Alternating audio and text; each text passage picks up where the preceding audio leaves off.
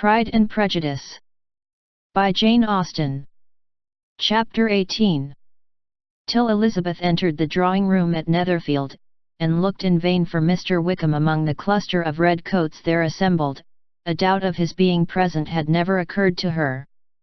The certainty of meeting him had not been checked by any of those recollections that might not unreasonably have alarmed her. She had dressed with more than usual care, and prepared in the highest spirits for the conquest of all that remained unsubdued of his heart, trusting that it was not more than might be won in the course of the evening.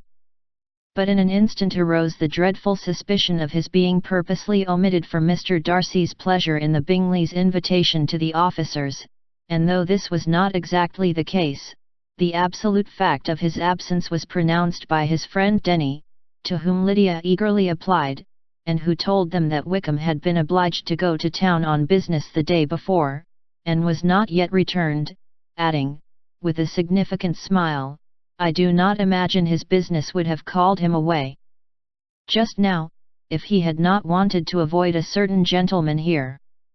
This part of his intelligence, though unheard by Lydia, was caught by Elizabeth, and, as it assured her that Darcy was not less answerable for Wickham's absence than if her first surmise had been just, every feeling of displeasure against the former was so sharpened by immediate disappointment, that she could hardly reply with tolerable civility to the polite inquiries which he directly afterwards approached to make.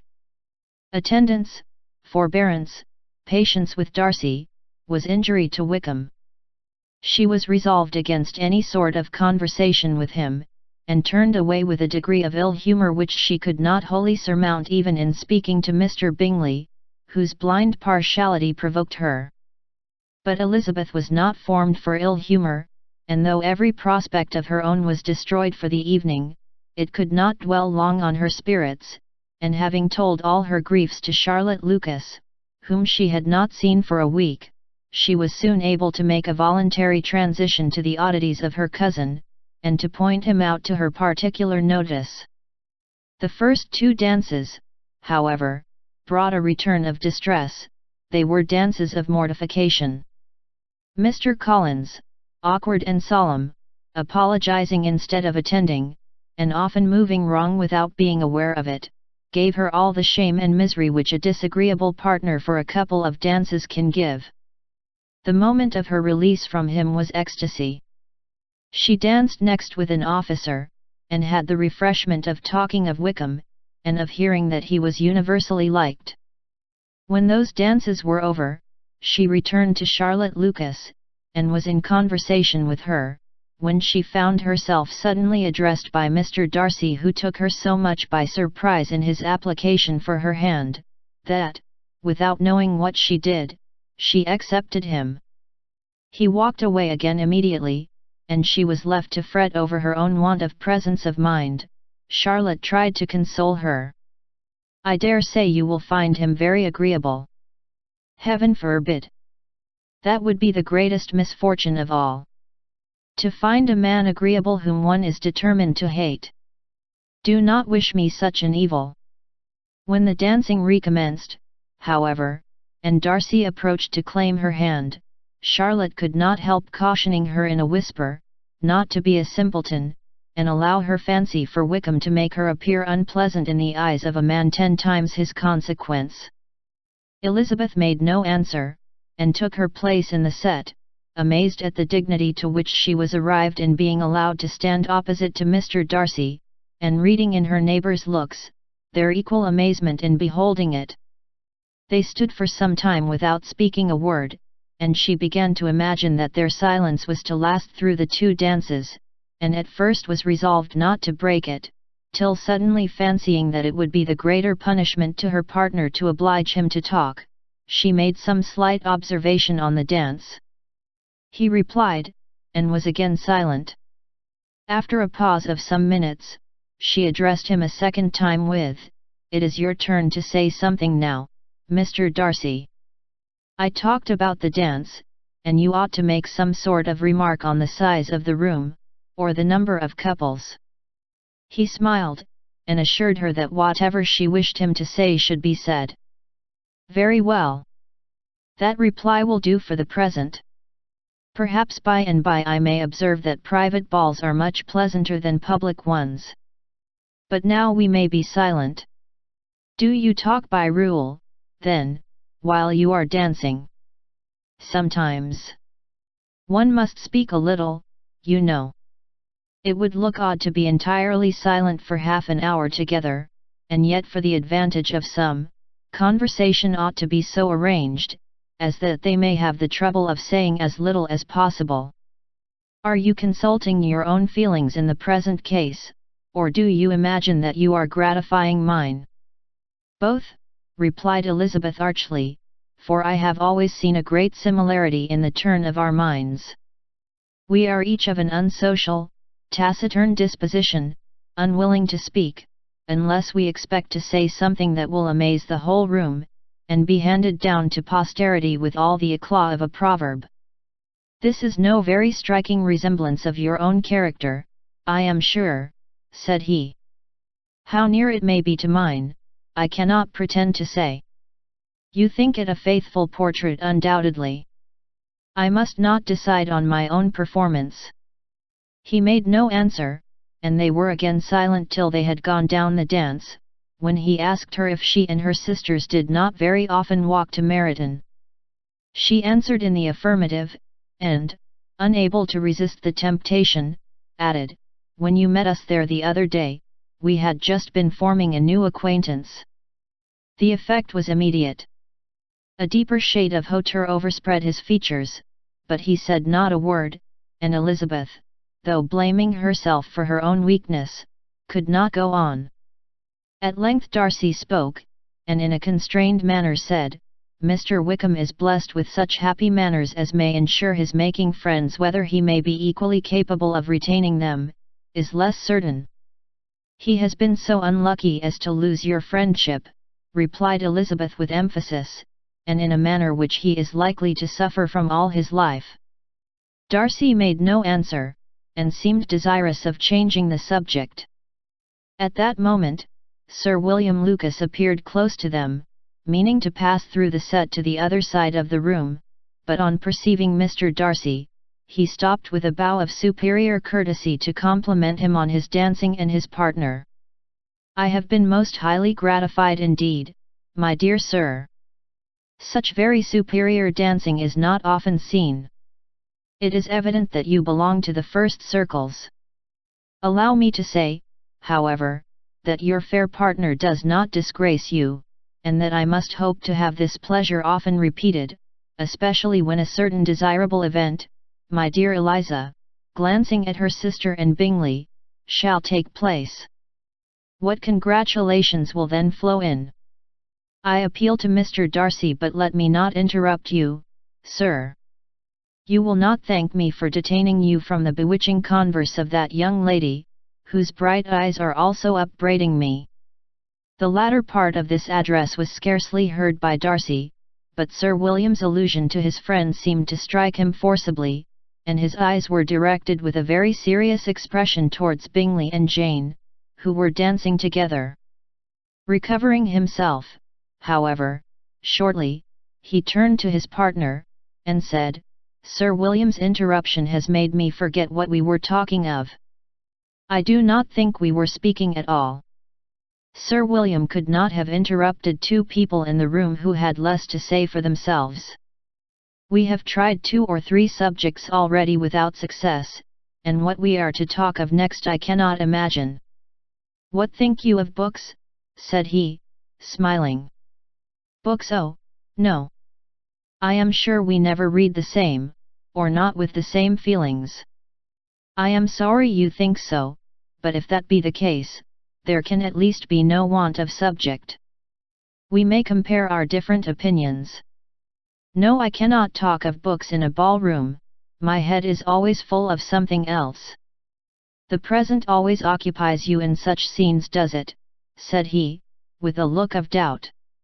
Yes, always, she replied, without knowing what she said, for her thoughts had wandered far from the subject, as soon afterwards appeared by her suddenly exclaiming, I remember hearing you once say, Mr. Darcy, that you hardly ever forgave, that your resentment once created was unappeasable.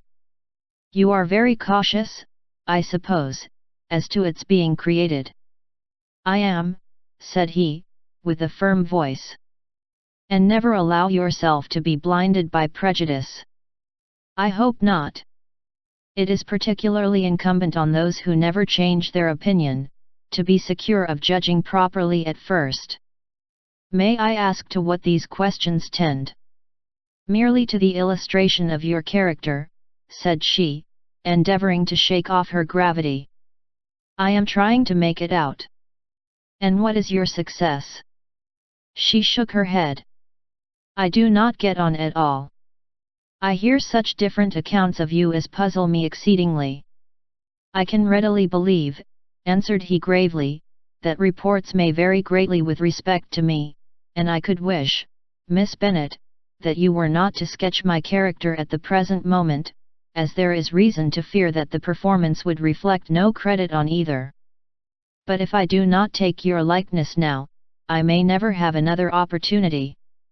I would by no means suspend any pleasure of yours, he coldly replied. She said no more, and they went down the other dance and parted in silence, and on each side dissatisfied, though not to an equal degree, for in Darcy's breast there was a tolerably powerful feeling towards her, which soon procured her pardon, and directed all his anger against another. They had not long separated, when Miss Bingley came towards her, and with an expression of civil disdain accosted her.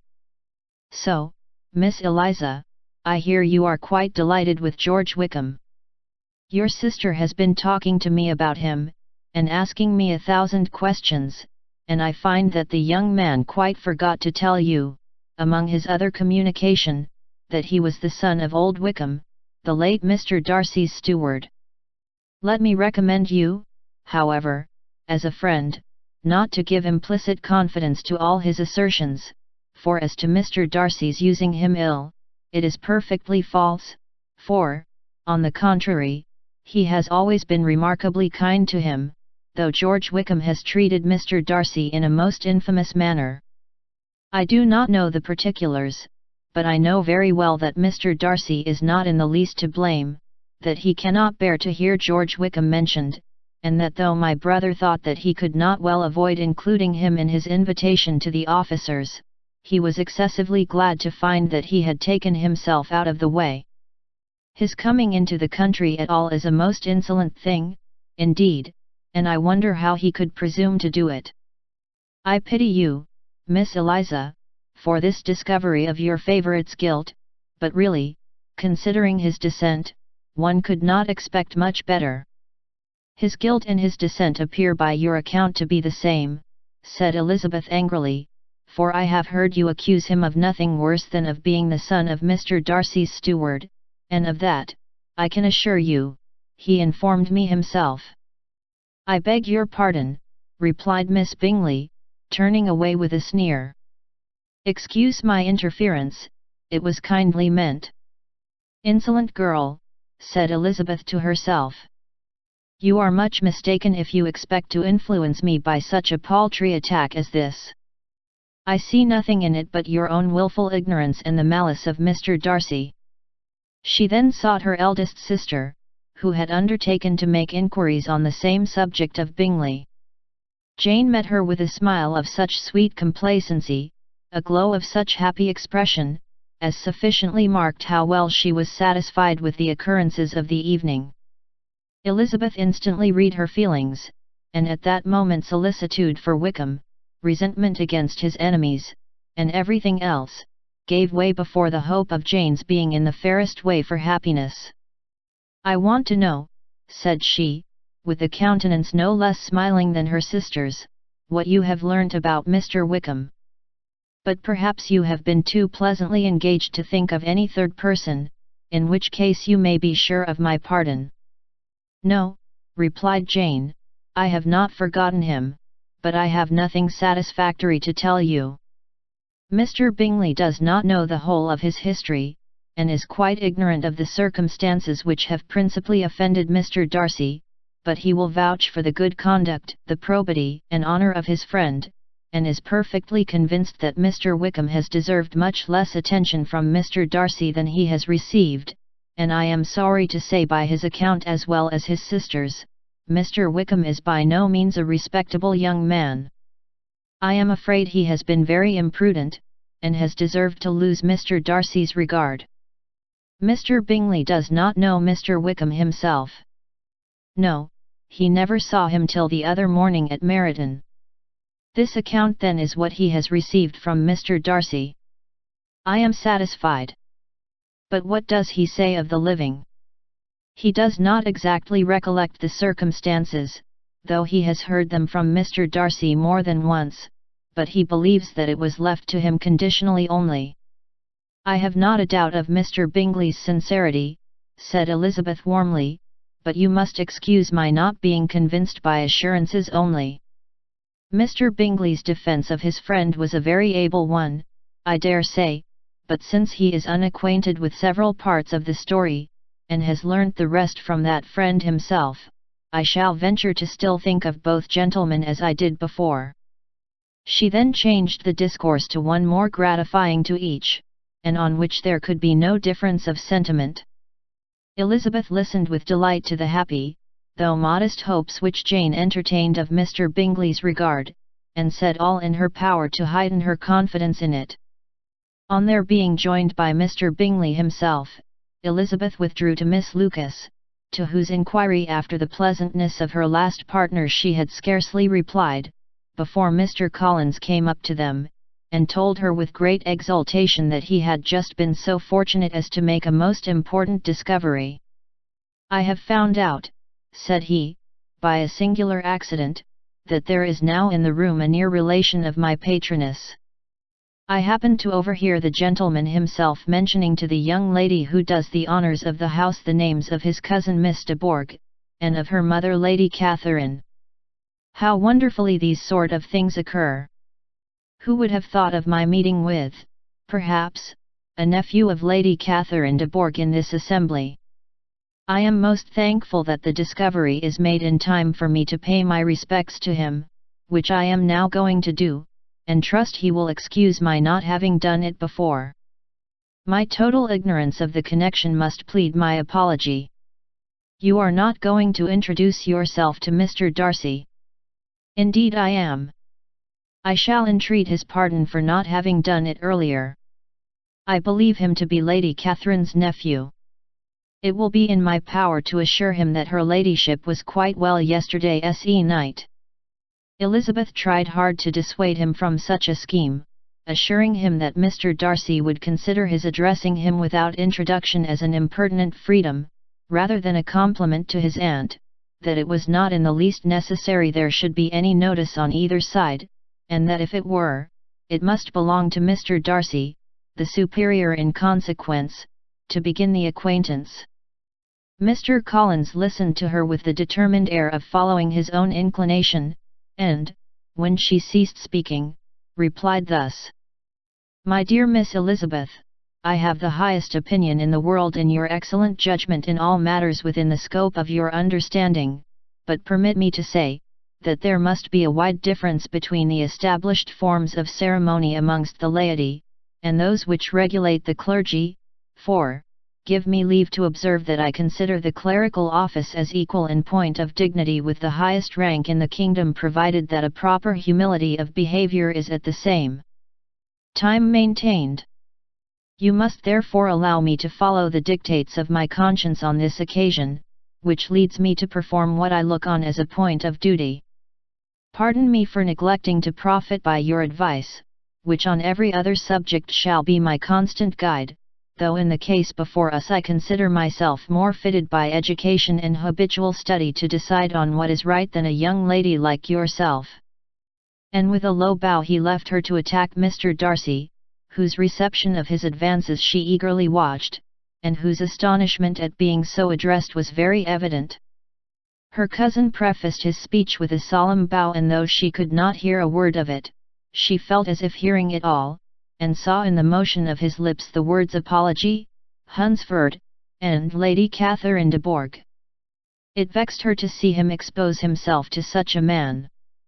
Mr. Darcy was eyeing him with unrestrained wonder, and when at last Mr. Collins allowed him time to speak, replied with an air of distant civility.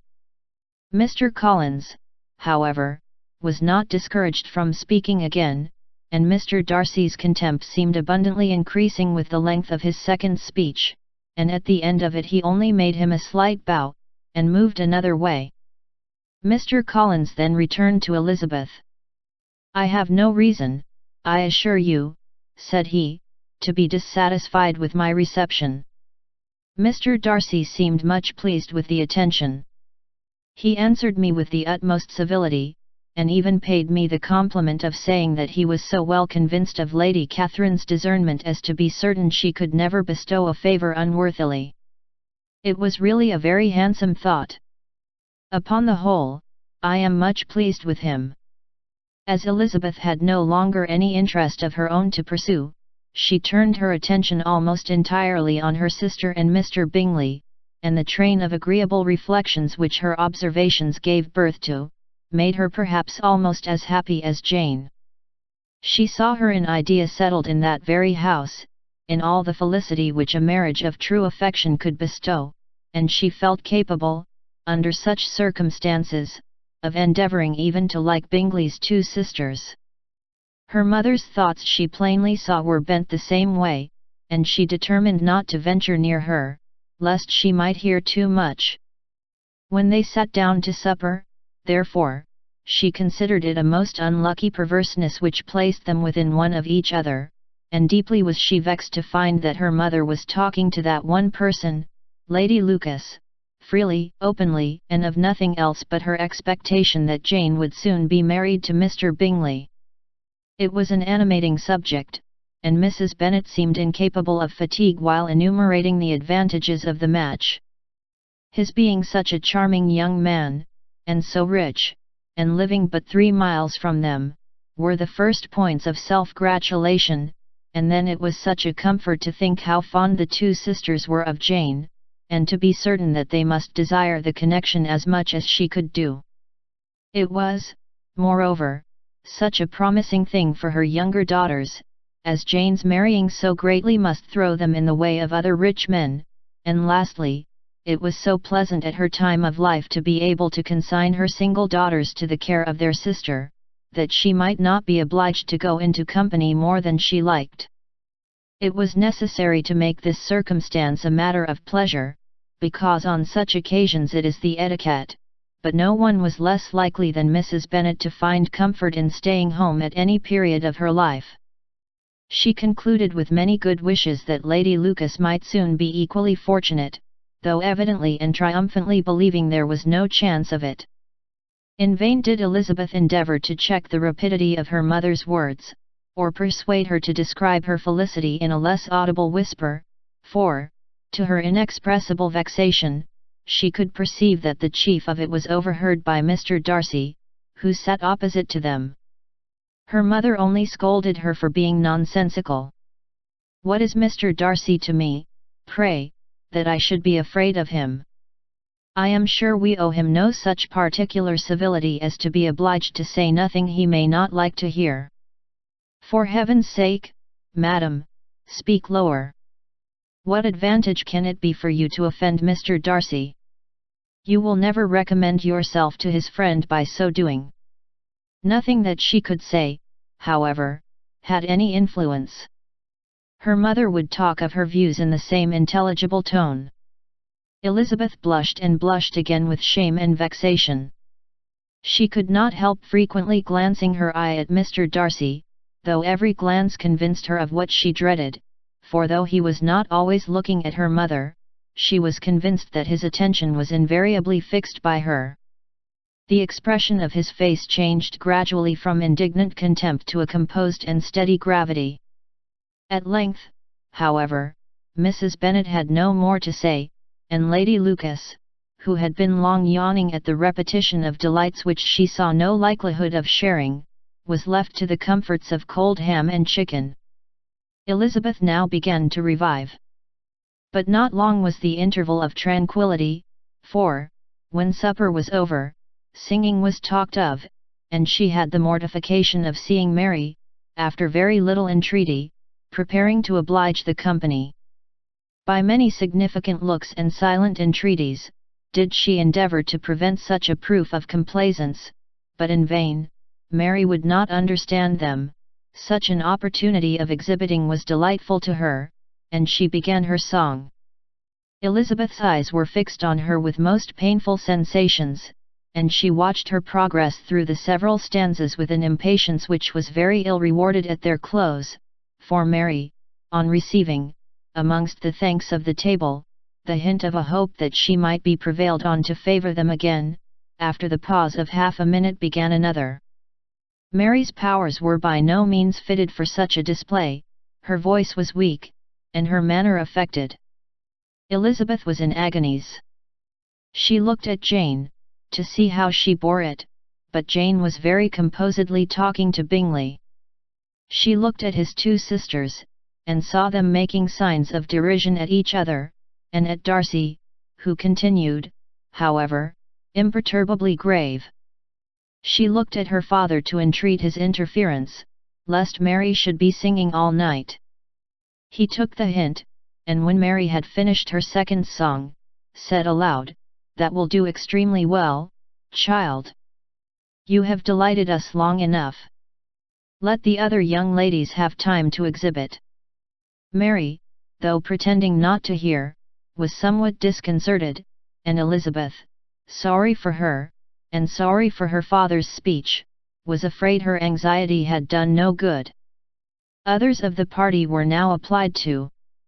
"If I," said Mr. Collins, "were so fortunate as to be able to sing, I should have great pleasure, I am sure, in obliging the company with an air, for I consider music as a very innocent diversion, and perfectly compatible with the profession of a clergyman.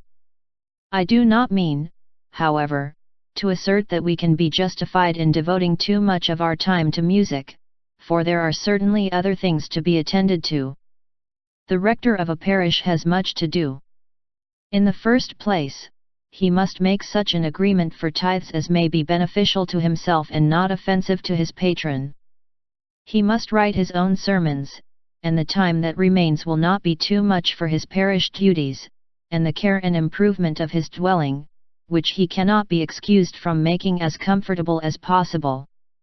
And I do not think it of light importance that he should have attentive and conciliatory manners towards everybody, especially towards those to whom he owes his preferment. I cannot acquit him of that duty, nor could I think well of the man who should omit an occasion of testifying his respect towards anybody connected with the family." And with a bow to Mr. Darcy, he concluded his speech, which had been spoken so loud as to be heard by half the room. Many stared, many smiled, but no one looked more amused than Mr. Bennet himself, while his wife seriously commended Mr. Collins for having spoken so sensibly, and observed in a half-whisper to Lady Lucas, that he was a remarkably clever, good kind of young man. To Elizabeth it appeared that, had her family made an agreement to expose themselves as much as they could during the evening, it would have been impossible for them to play their parts with more spirit or finer success, and happy did she think it for Bingley and her sister that some of the exhibition had escaped his notice, and that his feelings were not of a sort to be much distressed by the folly which he must have witnessed. That his two sisters and Mr. Darcy, however, should have such an opportunity of ridiculing her relations, was bad enough, and she could not determine whether the silent contempt of the gentlemen, or the insolent smiles of the ladies, were more intolerable. The rest of the evening brought her little amusement.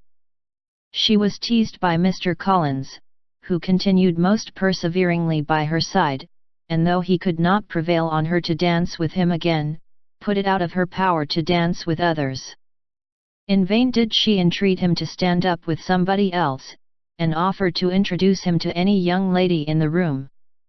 He assured her, that as to dancing, he was perfectly indifferent to it, that his chief object was by delicate attentions to recommend himself to her, and that he should therefore make a point of remaining close to her the whole evening. There was no arguing upon such a project. She owed her greatest relief to her friend Miss Lucas, who often joined them, and good-naturedly engaged Mr. Collins's conversation to herself. She was at least free from the offence of Mr. Darcy's further notice, though often standing within a very short distance of her, quite disengaged, he never came near enough to speak. She felt it to be the probable consequence of her allusions to Mr. Wickham, and rejoiced in it. The Longbourn party were the last of all the company to depart, and, by a manoeuvre of Mrs. Bennet, had to wait for their carriage a quarter of an hour after everybody else was gone, which gave them time to see how heartily they were wished away by some of the family. Mrs. Hurst and her sister scarcely opened their mouths, except to complain of fatigue, and were evidently impatient to have the house to themselves. They repulsed every attempt of Mrs. Bennet at conversation, and by so doing threw a languor over the whole party, which was very little relieved by the long speeches of Mr. Collins, who was complimenting Mr. Bingley and his sisters on the elegance of their entertainment, and the hospitality and politeness which had marked their behaviour to their guests. Darcy said nothing at all. Mr. Bennet, in equal silence, was enjoying the scene. Mr. Bingley and Jane were standing together, a little detached from the rest, and talked only to each other. Elizabeth preserved as steady a silence as either Mrs. Hurst or Miss Bingley, and even Lydia was too much fatigued to utter more than the occasional exclamation of "Lord, how tired I am," accompanied by a violent yawn. When at length they arose to take leave, Mrs. Bennet was most pressingly civil in her hope of seeing the whole family soon at Longbourn, and addressed herself especially to Mr. Bingley, to assure him how happy he would make them by eating a family dinner with them at any time, without the ceremony of a formal invitation. Bingley was all grateful pleasure, and he readily engaged for taking the earliest opportunity of waiting on her, after his return from London, whither he was obliged to go the next day for a short time. Mrs. Bennet was perfectly satisfied, and quitted the house under the delightful persuasion that, allowing for the necessary preparations of settlements, new carriages, and wedding clothes, she should undoubtedly see her daughter settled at Netherfield in the course of 3 or 4 months. Of having another daughter married to Mr. Collins, she thought with equal certainty, and with considerable, though not equal, pleasure. Elizabeth was the least dear to her of all her children, and though the man and the match were quite good enough for her, the worth of each was eclipsed by Mr. Bingley and Netherfield.